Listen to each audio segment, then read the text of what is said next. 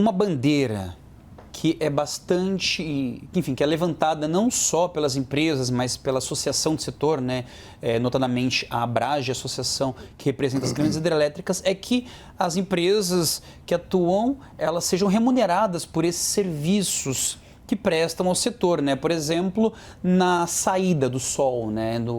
Ao pôr do sol, por volta das 18 horas, você tem aí esses 45 GB de solar que saem do sistema e a gente muitas vezes não tem o que pôr a não ser térmicas. Então, as hidrelétricas ajudam a fazer esse sistema, a recompor a oferta de energia quando a demanda por ela continua muito alta e não são remuneradas por isso. Como é que é o desenho regulatório que deveria ser feito para isso?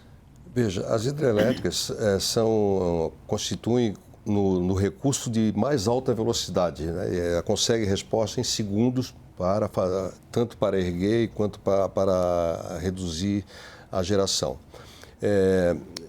Eu mencionei anteriormente, né, que quando você tem um crescimento da geração solar, você tem que reduzir drasticamente, até para citar um número aqui, a gente chega lá em Jirau, dia 4 de janeiro, por exemplo, eu estava olhando antes de vir para cá, Robson, nós temos que desligar 28 máquinas, porque eu não consigo... 28 das 50.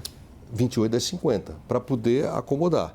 Então, quando você tem um novo padrão de operação, que essas máquinas, tá, elas são enormes, né? São máquinas com eixo de quase 20 metros. Então, tem um esforço mecânico que elas são submetidas que não foram programadas para isso. Elas foram programadas para operar de uma maneira suave e de forma permanente. Então, quando eu tenho que desligar 28 máquinas, a gente passa a enfrentar uma situação em que, um quadro de falhas, começamos a ter algumas falhas. É claro que estamos investigando para ver a correlação, se essas falhas de fato têm a ver com esse tipo de padrão, né? Então, obviamente que para o empreendedor, o caminho natural é ele buscar um ressarcimento, tá?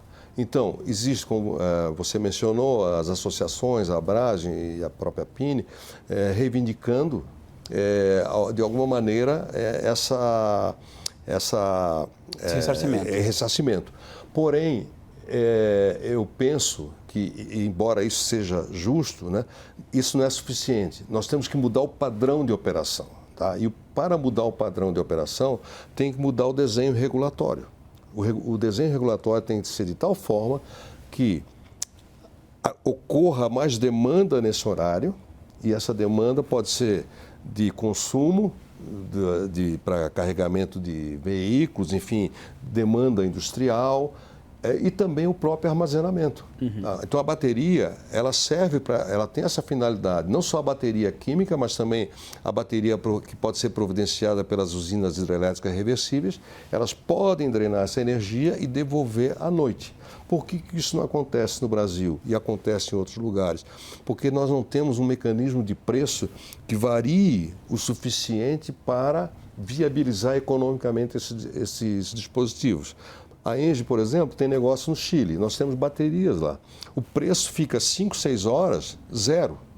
Mas à noite ele vai a 250, a 300 dólares. Então, isso viabiliza a bateria. O nosso preço aqui, primeiro que ele não fica zero, porque tem um piso regulatório, PLD mínimo, e depois ele não excursiona o suficiente. Então, sim, é meritório solicitar e ter, de alguma maneira,